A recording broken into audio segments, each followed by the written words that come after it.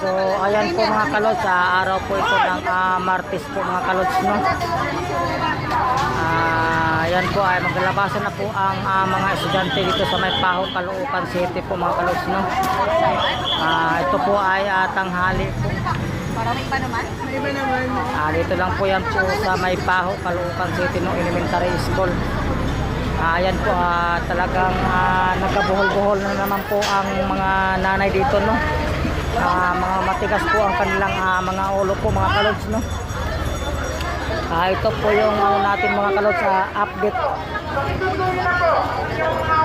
araw po ng Martes, no. Pizza 30 na po mga kalods.